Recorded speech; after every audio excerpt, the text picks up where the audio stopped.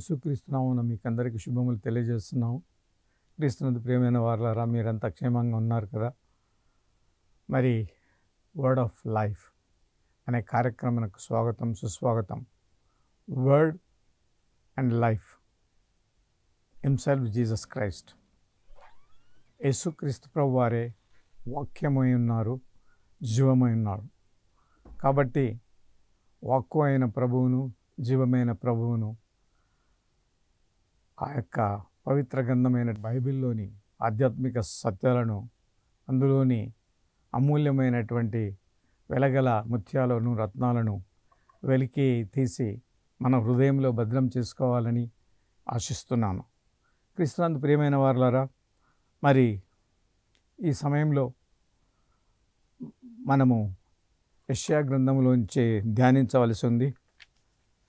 ముఖ్యంగా యెషయా గ్రంథం 45వ అధ్యాయము 22వ వచనం నుంచి 25 వచనాల వరకు ధ్యానించుకుందాం. భూదిగంత నివాసులారా, నా వైపు చూచి రక్షణ పొందుడి. భూదిగంత నివాసులారా, నా వైపు చూసి రక్షణ పొందుడి. ఇది దేవుని యొక్క ఆహ్వానం. దేవుడను నేనే, మరి ఏ దేవుడును లేడు. క్రీస్తునందు ప్రియమైన వాళ్ళరా, it is a universal call from almighty God. Turn to me and be saved is his invitation. ఈ వాక్యాన్ని గురించి మనము ధ్యానించడానికి ముందు యెషయా గ్రంథకర్త గురించి కొంత ధ్యానించాలని ఆశిస్తున్నాను.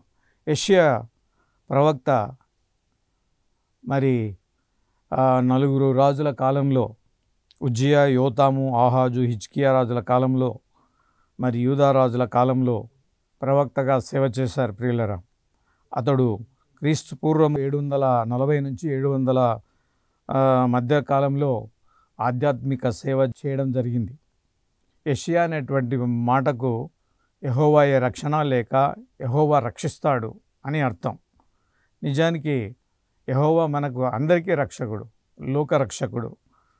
ఆయన మరి మంచి పలుకుబడి కలిగినటువంటి కుటుంబంలోంచి, మరి ఉన్నత కుటుంబానికి చెందినటువంటి వాడుగా ఉంటూ, మరి అతడు బాగా చదువుకున్న వాళ్ళలాగా కనిపిస్తుంది. ప్రియులారా, అతడు రాజకీయ సలహాదారుడుగా కూడా ఆ 4 రాజుల కాలంలో ఉన్నట్టు తెలుస్తుంది. He was called to B a major prophet. కాబట్టి ఆయన తాను రాసినటువంటి ముఖ్య అంశాలలో మనుషుల దుర్మార్గం మీద దేవుని తీర్పు, విశ్వాసంతో ఆయన వైపు తిరిగిన వారికి ఆయన కృపచూపు దేవుడని, మరి ఆ దేవుడుగా వచ్చినటువంటి రక్షకుడు యేసుక్రీస్తు ద్వారా తన కృప చేత ఉచితంగా రక్షిస్తాడన్నటువంటిది ఇందులో ఉన్నటువంటి విషయాలు ఉన్నాయి. పాత ఒడంబడిక గ్రంథంలో మిగతా ప్రవక్తలందరికంటే యెషయా ప్రవక్త గారు యేసుక్రీస్తు ప్రభువుని గురించి అనేక విషయాలు, అనగా ఆయన జననము, మరి బోధలు, మరణము, మరి పునరుద్ధానాన్ని గురించి, మరణము మృంగివేయడం గురించి, మరి మహిమరాజ్య పాలన గురించి అనేక విషయాలు రాసినటువంటి ప్రవక్తగా ఉన్నాడని మీతో మనవి చేస్తున్నాను. ప్రియులారా, మరి ఇక్కడ మన అంశంలోని మొదటి భాగంలో భూదిగంత నివాసులారా, నా వైపు చూచి రక్షణ పొందుడి. దేవుడను నేనే, మరి ఇదే దేవుడును లేడు. ప్రియులారా, turn to me and be saved is his call. ఇది కేవలము ఇశ్రాయేలు వారికో, యూదా వారికో మాత్రం కాదు, కానీ ప్రపంచంలోని అన్ని జాతుల వారికి ఆహ్వానమని మీతో సవినయంగా మనవి చేస్తున్నాను. ప్రియులారా, మరి నిజానికి పాత నిబంధన గ్రంథంలో మరి అన్య జనాంగములైనటువంటి వారు అషూరీయులు, ఐగుప్తీయులు లేదా బబులోను వారు, వీరంతా కూడా వేరే జాతుల వారు ఇశ్రాయేలులకు శత్రువులుగా మరి పరిగణించబడ్డారు. నిజానికి వారు సున్నతి లేనివారు, మరి దేవుడు లేనివారు, నిబంధన లేని ప్రజలు, మరి వాగ్దానాలు లేని ప్రజలని చెప్పబడినటువంటి వారిని కూడా మరి దేవుడు మరి ఆహ్వానిస్తున్నట్లు మనం చూడగలం. ప్రియులారా, ఎందుకనగా మనుషులు నిజ దేవుడిని తెలుసుకోవాలని దేవుని యొక్క పిలుపు యొక్క ఉద్దేశమై ఉన్నది. నిజానికి ఆ ప్రపంచంలో చూస్తే అనేక జాతుల వారు, అనేక మతాల వారు, అనేక ఎథనిక్ గ్రూప్స్ చాలా ఉన్నాయి.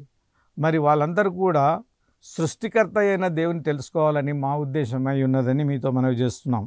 అలా చెప్పినప్పుడు మనము లేఖనాలు మనకి ఏం చెప్తున్నాయి అంటే, ఊరకుండుడి నేనే దేవుడనని తెలుసుకునుడి, అన్య జనులలో నేను మహోన్నతుడనవుదును, భూమి మీద నేను మహోన్నతుడనవుతున్నాను అని కీర్తనాకారుడు 46వ అధ్యాయము 46:10లో చెప్పాడు ప్రియులారా. కాబట్టి ఊరకుండుడి, be still know that I am the Lord, నేనే మరి దేవుడని చెప్పుకుంటున్నాడు ప్రియులారా. యెహోవానగు నేనే నీకు పరిశుద్ధ దేవుడను, ఇశ్రాయేలు యొక్క పరిశుద్ధ దేవుడనైన నేను నిన్ను రక్షించువాడను అని యెషయా 43:3లో కూడా రాయబడింది. ప్రియులారా, నేనే దేవుడను, నేనే యెహోవాను, నేనే దేవుడను, మీరే నాకు సాక్షులు. ఈ విధంగా నేనే అని చెప్పగలిగినటువంటి సామర్థ్యము, మహిమ, మరి శక్తి సంపన్నుడైన వాడు ఎవరైనా ఉన్నారంటే ఆయన యెహోవా దేవుడే. ఇశ్రాయేలులకు దేవుడు యెహోవాగా తనను తాను కనపరుచుకున్నాడని మీతో మనవి చేసుకుంటున్నాను. మరి దేవుడు యెహోవా నామమున దేవుడు వారితో మాట్లాడాడు. చెప్పేదేమంటే, యాహోవే ఈజ్ ఎ కవెనెంటల్ నేమ్. యెహోవా అనే నామము నిబంధన సంబంధమైన నామం. దేవుడైన యెహోవా ఇశ్రాయేలుతో నిబంధన చేశాడు. మరి అబ్రహాముతో చేశాడు నిబంధన, ఇస్సాకుతో చేశాడు, యాకోబుతో చేశాడు, నోహుతో చేశాడు, ఇశ్రాయేలు ప్రజలందరితో కూడా చేశాడు ప్రియులారా. నిబంధన అంటే ఏంటి అనగా ఒక ఒప్పందము, ఒడంబడిక. Covenant is an inviolable agreement. అది ఒక చెరిగిపోని ఒప్పందం అని మీతో మనవి చేస్తున్నాను. కాబట్టి మరి దేవుడు ఇశ్రాయేలు వారిని రక్షిస్తాడు. యెహోవా వలన ఇశ్రాయేలునకు నిత్య రక్షణ పొందుతుందని మనం ఇదే అధ్యాయంలో 17వ వచనంలో కూడా చూడవచ్చు. నిజానికి మరి రక్షణ అనేటువంటిది ఏ కొద్ది మందికో మాత్రమే కాదు, కానీ మరి భూమి మీద ఉన్న అన్ని జాతుల వారికి అందుబాటులో ఉంది. అయితే ఆ దేశాల దేవుళ్ళు విగ్రహాలు వాళ్ళు రక్షించలేవు ప్రియులారా. విగ్రహం వట్టిది మట్టిది అన్నారు, కాబట్టి అవి మానవులను రక్షించలేవు. కాబట్టి నిజదేవుడు తనను గురించి తానే చెప్పుకోవాల్సినటువంటి అవసరం వచ్చింది. When God reveal himself, then only people will know that he is the Lord. అది చాలా మరి ఆశ్చర్యకరమైనటువంటి ఒక మర్మమని మీతో మనవి చేస్తున్నాను. ఇక్కడ చూస్తే ఇశ్రాయేల్ వారి ఏకైక దేవుడు యెహోవా. ఇవి కేవలం ఆహ్వాన వచనాలు మాత్రం కాదు, కానీ ఇవి భవిష్యత్ వాక్కులని మీతో మనవి చేస్తున్నాను. క్రీస్తునందు ప్రియమైన అన్ని జాతుల వారు నిజదేవుని తెలుసుకుంటారు. ప్రియులారా, యెషయా గ్రంథంలో 2వ అధ్యాయం 2-4 వచనాల్లో చూస్తే, మందిర పర్వతము శిఖరం పైన స్థిరపరచబడును, కొండల కంటే ఎత్తుగా ఎత్తబడును. అంటే యెహోవా మందిర పర్వతము ఇతర శిఖరాల కంటే అది ఎత్తుగా ఎత్తబడుతుంది. మరి ప్రవాహముగా వచ్చినట్లు సమస్త జనములు దానిలోకి వచ్చును అని ఇక్కడ రాయబడిన ప్రియులారా. చెప్పేదేమంటే, సమస్త అన్యజనాంగాలు ఆయనను తెలుసుకోవడానికి, ఆయనను ఆరాధించడానికి, పూజించడానికి, సేవించడానికి, ఘనపరచడానికి వస్తాడనేటువంటిది మరి భవిష్యత్తులో మరి యెషయా ప్రవక్త గారు ప్రవచించారని మీతో మనవి చేస్తున్నాను. నిజంగా ఈ ప్రవక్త గారు చెప్పిన మాటలు క్రమక్రమంగా ప్రపంచంలోని అన్ని జాతులలో అది నెరవేరుతుందని మీతో మనవి చేస్తున్నాను. ప్రపంచంలో దాదాపు 256 దేశాలు వారు ఉన్నారు. దానిలో 800 కోట్లకు పైగా ప్రజలు ఉన్నారు అంచనా. అయితే అనేక దేశాలలో మరి యేసు ప్రభువే నిజదేవుడని, యెహోవా దేవుని ప్రతిరూపమైన యేసుక్రీస్తును మరి అనేకులు దేవుడుగా, ప్రభువుగా ఆరాధిస్తున్నారు ప్రియులారా. కాబట్టి మరి ఆయనను స్వీకరించే ఆరాధించే వారే మరి నిజమైన ప్రియులని మీతో మనవి చేస్తున్నాను. దేవుడు అన్యజనాలను ప్రేమిస్తున్నాడు అనే దానికి ఇది ఒక గుర్తు. మరి రోమాపత్రికలో అన్యజనులు అను అర్పణము ఆయనకు ప్రీతికరమైనదని రాయబడింది. నిజానికి యూదులు మాత్రమే దేవుని ప్రజల, వాళ్ళే దేవునికి ఏర్పరచబడిన వారా, మరి యూదేతరులు కాదా అనేటటువంటి సంశయం లేకుండా అన్యజనులు కూడా ఆయనను ఆశ్రయించినప్పుడు, ఆయన యందు నమ్మిక ఉంచినప్పుడు, ఆయన శిలువ మరణ పునరుద్ధానాల యందు నమ్మిక ఉంచినప్పుడు, ఆయన మా హృదయాలను, మా జీవితాలను రక్షించగలిగిన దేవుడని వారు హృదయాల్లో స్వీకరించినప్పుడు మాత్రమే అది జరుగుతుందని మీతో మనవి చేస్తున్నాను. కాబట్టి మరి భూదిగంత నివాసులు అంటే కేవలం ఒక దేశానికో ఒక రాష్ట్రానికో ఒక ప్రాంతానికో చెందిన వాడు కాదు, కానీ మరి ఆయన సకల జనులకు దేవుడని మనం గ్రహించాల్సిన వారమైంటున్నాం. ఒక వాక్యం ఏం రాయబడిందంటే, దేవునికి నరులకు మధ్యవర్తి ఒకడే, ఆయన క్రీస్తు యేసును నరుడు అని రాయబడింది. కాబట్టి దేవునికి నరులకు మధ్యవర్తిగా మరి శిల్వ ప్రేమను చూపినటువంటి యేసుక్రీస్తు ప్రభువారు మరి మానవ జాతిని తన శిలువ రక్తధారలో క్షమించి పవిత్రాత్మను అనుగ్రహించి తన రాజ్యానికి ఆయనే మార్గముగా ఉన్నాడు, ఆయనే సత్యముగా మరి జీవముగా ఉన్నాడని మనం గ్రహించాల్సిన వారమే అంటున్నాం. రెండవదిగా ఆ యొక్క 23-24 వచనంలో చూస్తే, నా ఎదుట ప్రతి మోకాలు వంగుతుంది, ప్రతి నాలుక నా తోడని ప్రమాణం చేయునని నేను నా పేరిట ప్రమాణము చేసి ఉన్నాను అని రాయబడింది. Every tongue will confess that Jesus is lord, every నీ షుడ్ బో డౌన్ బిఫోర్ హిమ్. నిజానికి ఇది చాలా అద్భుతమైనటువంటి వాక్యము. దేవుడు ఒక ప్రమాణం చేశాడు, అంటే మామూలు భాషలో చెప్పాలంటే ఒక శపథం చేశాడు. అది ఏమంటే ప్రతి నాలుక యేసుక్రీస్తు ప్రభు అని ఒప్పుకుంటుంది, ప్రతి మోకాలు ఆయన సన్నిధిలో ప్రణమిల్లుతుందనేటువంటిది కూడా ఒక వాగ్దానం అని మీతో మనవి చేస్తున్నాం. దేవుడు మాట ఇచ్చి నెరవేర్చే దేవుడని మనం గ్రహించాల్సిన వారమంటున్నాం. మరి దేవుడు అబ్రహాముతో వాగ్దానం చేసినప్పుడు తనకంటే గొప్పవాని తోడు అని ప్రమాణం చేయలేకపోయిన కనుక తన తోడని ప్రమాణం చేసి నిశ్చయముగా నేను నిన్ను ఆశీర్వదింతును, నిశ్చయముగా నేను నిన్ను విస్తరింపజేతును అని చెప్పాడు ప్రియులారా. కాబట్టి దేవుడు చేసినటువంటి ప్రమాణము అబ్రహాము జీవితంలో నెరవేరింది. మరి నీ యొక్క సంతానాన్ని ఆకాశ నక్షత్రం వలె సముద్ర రేణువుల వలె మరి విస్తరింపజేస్తాను, వారిని బలమైన జనంగా చేస్తాను అనేటువంటి వాగ్దానాలు మరి అబ్రహాము, ఇస్సాకు, యాకోబుల జీవితాలలో, వారి సంతానమైన ఇశ్రాయేల్ జీవితాలలో నెరవేరిందని మీతో మనవి చేస్తున్నాను. కాబట్టి ఎందుకనగా దేవుని కంటే ప్రపంచంలో గొప్పవారు ఎవరు లేరు. కాబట్టి మరి తానే ప్రమాణం చేసినట్లుగా మనం చూస్తాం. అదే మరి మరలా మనము నూతన నిబంధనలో చూస్తే రోమాపత్రిక 14:11 నా తోడు ప్రతి మోకాలు నా ఎదుట వంగును, ప్రతి నాలుక దేవుని స్తుతించును అని ప్రభువు చెప్పుచున్నాడు. క్రీస్తునందు ప్రియమైన వారలారా, నిజానికి పాత నిబంధన గ్రంథంలో చెప్పినటువంటిది రోమా పత్రికలోను ఫిలిప్పి పత్రిక 2:10-11 కూడా రాయబడింది ప్రియులారా. అంటే ఆ యొక్క దేవుని యొక్క వాక్కులు, ప్రవక్త చెప్పిన వాక్కులు అక్షరాలా నెరవేరిందని మీతో మనవి చేస్తున్నాను. ఈ మధ్య కాలంలో మరి కువైట్ రాయల్ ప్రిన్స్ అబ్దుల్లా అనేటువంటి వ్యక్తి, ఆయన రాయల్ ప్రిన్స్, ఆయన ముస్లిం, మరి ఇస్లాంను మరి అవలంబించేటటువంటి అతడు మరి తాను యేసుక్రీస్తును ఈ మధ్య అంగీకరించి క్రైస్తవుడుగా మారిపోయాడని మీతో మనవి చేస్తున్నాను. దాన్ని మరి వీడియో కూడా వచ్చాయి, మరి వీడియో మరి మీరు చూసే ఉంటారు. క్రీస్తునందు ప్రియమైన వాళ్ళు చెప్పేదేమంటే అది ఒక ఎగ్జాంపుల్. ఒక రాజవంశానికి చెందినటువంటి వాడు మరి ఆ యొక్క క్రీస్తును హత్తుకొని మరి క్రీస్తే నిజదేవుడు, ఆత్మల రక్షకుడని గ్రహించాడు ప్రియులరా. నిజానికి ఈ మధ్య కాలంలో మరొక దేశంలో కూడా 200 ముస్లిం సోదరులు మరి యేసుక్రీస్తును ప్రభువుగా అంగీకరించి బాప్తిస్మం తీసుకున్నట్లు మరి రీసెంట్గా వచ్చినటువంటి మరి వీడియో సమాచారం ద్వారా ఆ యొక్క సత్యము మరి బయటకు వచ్చిందని మీతో మనవి చేస్తున్నాను. చెప్పేది ఏమంటే అనేకులు సత్యాన్ని గ్రహిస్తున్నారు, నిజదేవుడు, ఆత్మల రక్షకుడు యేసుక్రీస్తు అని అంగీకరిస్తున్నారు ప్రియులారా.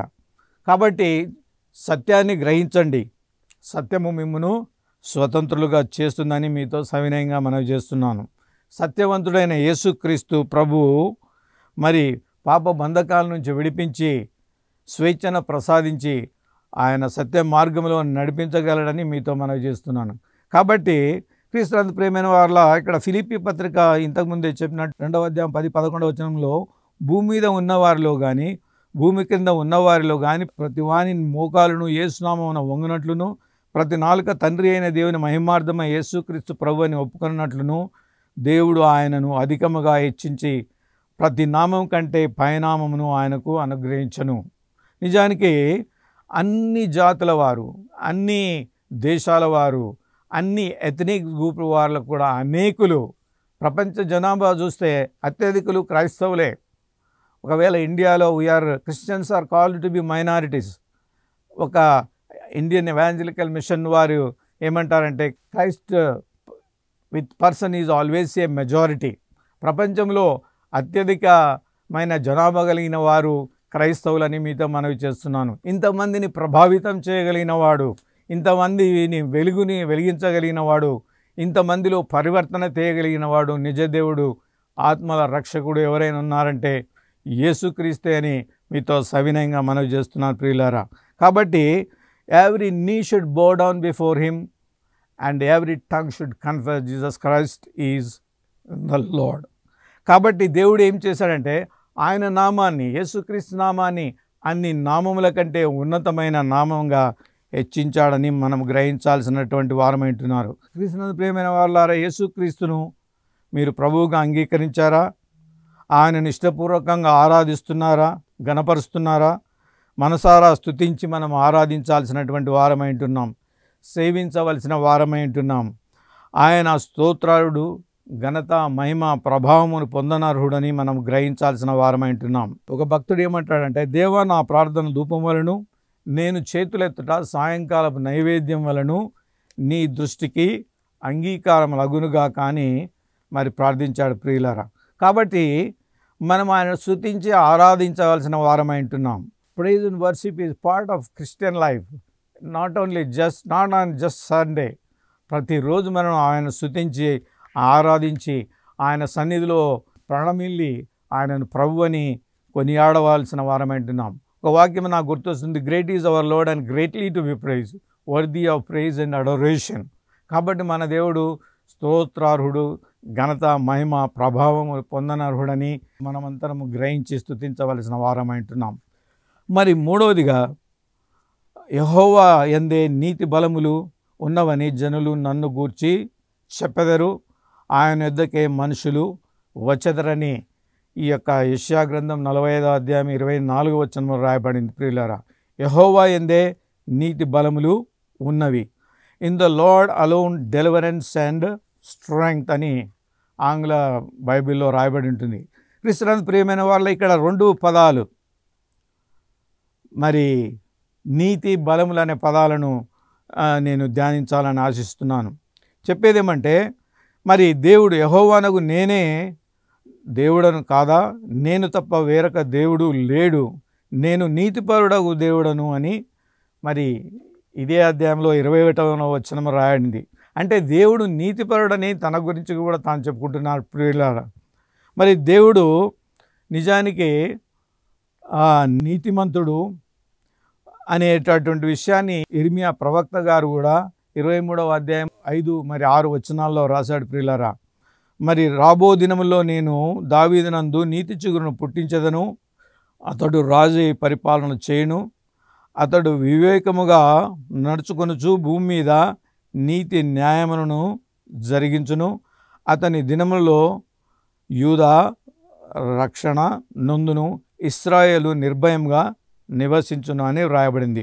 చెప్పేదేమంటే, రాబో దినములో నేను దావీదునకు నీతి చిగురును పుట్టించదను. ఆ నీతి చిగురు ఎవరో కాదు, యేసు ప్రభు. యెషయా ముద్దు నుండి చిగురు పుట్టును, ఆయన అంకురం నుండి వేరు ఎదిగి ఫలించునని యెషయా 11వ అధ్యాయంలో 1వ వచనంలో రాయబడిన విషయము యేసుక్రీస్తులో మరి లోకరక్షకుడుగా పుట్టినప్పుడు అది నెరవేరింది ప్రియులారా. మరి అతడు రాజై పరిపాలన చేయును, అతడు వివేకముగా నడుచుకొనుచు భూమి మీద నీతి న్యాయమును జరిగించునని రాయబడింది. నిజానికి రాజై పరిపాలన చేయనడు అనే విషయాన్ని కూడా 2 రకాలుగా ఉంది. అది ఒకటి, మానవ హృదయాలలో రాజుగా ఏలడం. విశ్వాసులు తమ జీవితాన్ని ఆ ప్రభువుకు అర్పించినప్పుడు మన హృదయాలను ఏలే రాజుగా ఆయన ఉంటాడు. అప్పుడే దేవుని రాజ్య పాలన మన హృదయంలో ప్రారంభమవుతుంది. అంతేకాకుండా భవిష్యత్తులో రాబోయే దినాలలో అనేక సంవత్సరాల తర్వాత యేసుక్రీస్తు ప్రభువారు 1000 ఏళ్ల పాలనలో కూడా ఆయన రాజుగా 1000 ఏళ్ళు నీతి న్యాయములతో పాలించనై ఉన్నాడు ప్రియులారా. భూలోకంలో ఉన్నటువంటి రాజులు, నాయకులు 100% నీతి న్యాయములను ఎవరూ జరిగించలేరు. అది యేసుక్రీస్తు రాజ్య పాలనలో మాత్రమే జరుగుతుందని మీతో మనవి చేస్తున్నాను. కాబట్టి Jesus Christ is king of righteousness. కాబట్టి the righteous God makes us to be righteous. ఆయన యందు హృదయపూర్వకంగా నమ్మిక ఉంచినటువంటి వారిని ఆయన నీతిని మనకు ఆపాదిస్తాడని మీతో మనవి చేస్తున్నాను. కాబట్టి ఆయన ద్వారా మనం నీతిమంతులుగా మార్చబడతాం. God is righteous who makes us righteous through his son Jesus Christ. కాబట్టి ఆ ప్రభువునందే నీతి బలములు ఉన్నవని మరి చెప్పబడింది. రెండవది, మరి ఇప్పుడు బలం గురించి ఆలోచిస్తే, మరి దేవునిలో నీతిమంతులుగా మార్చబడతాం, ఆయన ద్వారా బలవంతులుగా అవుతామని కూడా దీని యొక్క అర్థం. ప్రియులారా, చెప్పేదేమంటే ఒక కీర్తనలో 62వ కీర్తన 11వ వచనంలో ఏమని రాయబడిందంటే, మీరు జాగ్రత్తగా వినాలి. బలము తనదని దేవుడు చెప్పెను, 2 మారులు ఆ మాట నాకు వినబడను. Power belongs to the Lord. The psalmist heard it twice అని ఇంగ్లీష్లో రాయబడి ఉంటుంది. అంటే బలము నాదని దేవుడు చెప్పాడు, శక్తి నాదని దేవుడు చెప్పాడు. కాబట్టి మనం ఆయనను ఆశ్రయిస్తే, ఆయన బలం పైన ఆధారపడితే, ఆయనను నమ్ముకున్నట్లయితే మనము ఆయన యొక్క శక్తిని పొందగలమని మీతో మనవి చేస్తున్నాను. చాలాసార్లు మనం లోకంలో బలహీనులము, కులహీనులము అని అనుకొని మరి సామాజికంగా, ఆర్థికంగా అనేక విషయాలలో అనేకులు కృంగిన స్థితిలో ఉంటున్నారు. దీనికి కులానికి, మతానికి సంబంధం లేదు ప్రియులారా. దేవుని వాక్యంలో అభయం ఏమని రాయబడిందంటే, సొమ్మసిలిన వారికి బలమిచ్చువాడు ఆయనే, శక్తిహీనులకు బలాభివృద్ధి కలగజేయువాడు ఆయనే అని యెషయా గ్రంథము 40:29-30 వచనాలలో రాయబడింది. కాబట్టి సొమ్మసిలిన స్థితిలో ఉన్నావా, మరి ఆర్థికపరమైన ఇబ్బందులు లేదా ఆరోగ్యపరమైనటువంటి సమస్యలు, కుటుంబ సమస్యలు, మరి అనేకమైన సమస్యలతో ప్రజలు మరి శారీరక బలహీనత, ఆధ్యాత్మికమైన బలహీనత, అనేక రంగాలలో బలహీనలుగా ఉంటున్నటువంటి వారిని దేవుడు శక్తిమంతులుగా చేయగలిగిన దేవుడై ఉన్నాడని మీతో మనవి చేస్తున్నాను. కాబట్టి క్రీస్తునందు ప్రియమైన వారులారా, ఇంకో దాని యొక్క కంటిన్యూయేషన్ వచనంలో, బాలురు సొమ్మసిల్లుదురు, యవనస్తులు తొట్టిల్లుదురు, అయితే యెహోవా కొరకు ఎదురు చూచువారు నూతన బలము పొందుదురు అని రాయబడింది ప్రియులారా. కాబట్టి దేవుని కోసం ఎదురు చూడాలి, ఆయన యొక్క బలాన్ని మనం పొందాలి. నిజానికి యేసుక్రీస్తునందు, ఆయన శిలువ మరణ పునరుద్ధానందు హృదయపూర్వకంగా నమ్మిక ఉంచిన భక్తులకు దేవుడు మరి నీతిని అనుగ్రహిస్తాడు, బలాన్ని అనుగ్రహిస్తాడు. అన్ని ఏరియాలలో దేవుడు హెచ్చించేవాడుగా ఉంటున్నాడని మీతో మనవి చేస్తున్నాను. అయితే ఇక్కడ మనము మరొకసారి, భూదిగంత నివాసులారా నా వైపు చూచి రక్షణ పొందుడని చెప్పిన దేవుడు, మరి యెషయా గ్రంథము 19వ అధ్యాయము 23-25 వచనాల్లో చూస్తే, దేవుడు అన్ని జనాంగములైనటువంటి, జాగ్రత్తగా వినండి, అష్షూరీయులను, ఐగుప్తీయులను, ఇశ్రాయేలీలను సహా ఆశీర్వదించినట్లు మనం ఈ వాక్య భాగంలో చూడగలం ప్రియులారా. నిజానికి వీరు చాలాసార్లు అష్షూరీయులు, ఇశ్రాయేలీలను, మరి ఐగుప్తీయులు, ఇశ్రాయేలీలను, యూదా వారిని, వీరందరినీ బానిసలుగా చేసుకున్నటువంటి వారు.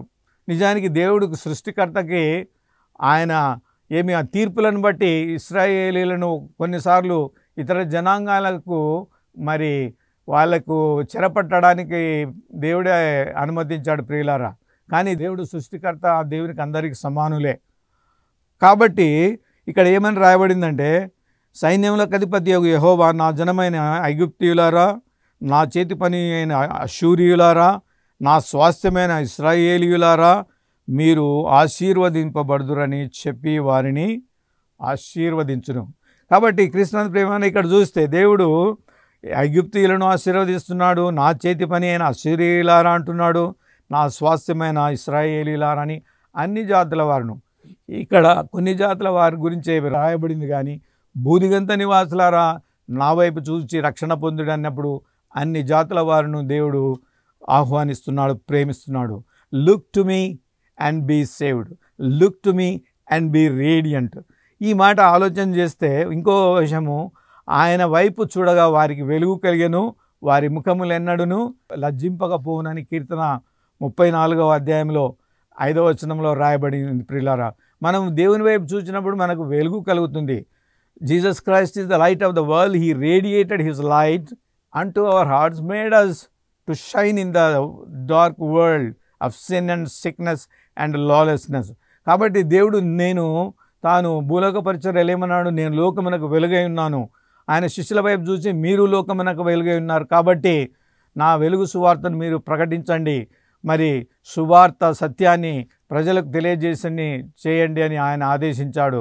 సమస్త జనులను నా శిష్యులుగా చేయుడి, తండ్రి యొక్కయు కుమారుని యొక్కయు పరిశుద్ధాత్మ నామమున బాప్తిస్మం ఇచ్చుచు మరి అందరినీ సత్యం వైపు మరల్చమని దేవుడు ఆదేశించాడు. ప్రియులారా, కాబట్టి మనం అందరూ కూడా అన్ని జాతుల వారు ఆ ప్రభువును స్వీకరించి ఆయన యొక్క వెలుగు పొంది, బలం పొంది, నీతి పొంది సత్య మార్గంలో జీవించాల్సిన వారమై ఉంటున్నాము.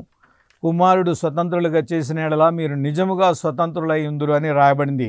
కాబట్టి క్రీస్తునందు ప్రియమైన వాళ్ళారా, look to him and be radiant, look to him and be saved. కాబట్టి మనం ఆయన వైపు చూసి మరి రక్షింపబడి, వెలిగింపబడి, శాంతిని పొంది, సమాధానం పొంది, మరి ఆశీర్వాదాలు పొంది ఆయన బిడ్డలుగా జీవించినట్లు, మరి సత్య మార్గంలో నీతి మార్గంలో జీవిస్తూ జయ జీవితం జీవించినట్లు, మనము ఆశీర్వదించబడి అనేకులకు ఆశీర్వాద కారకుడుగా ఉండినట్లు ప్రభువు మనను దీవించి ఆశీర్వదించునుగాక. ప్రార్థన చేసుకుందాం. మా స్తుతి కారణభూతులైన పరలోకపు తండ్రి, దేవ మీ పరిశుద్ధ నామమునకు మహిమ కలుగునుగాక. ప్రభా, భూదిగంత నివాసులారా నా వైపు చూచే రక్షణ పొందడని చెప్పగలిగిన ఏకైక దేవుడవు, సజీవుడవు, సర్వశక్తిమంతుడవు యేసు క్రీస్తు పరిశుద్ధ నామమునకు మహిమ ఘనత ప్రభావము కలుగునుగాక. ప్రభువా, ఈ యొక్క వాక్యం వింటున్నటువంటి ప్రజలందరిలో మీ యొక్క ఆత్మ కార్యాన్ని జరిగించమని, మీరే మహిమ ఘనత ప్రభావం పొందమని, ప్రజలను దర్శించమని, వెలిగించమని, శాంతి మార్గంలో, జీవ మార్గంలో, సత్య మార్గంలో మమ్మల్ని మా ప్రజలు నడిపింపజేయమని, ఈ వాక్యాన్ని నీరు కట్టి ఫలింపచేయమని నజరేయుడైన యేసు నామమున ప్రార్థిస్తున్నాను తండ్రి. Amen, amen, amen.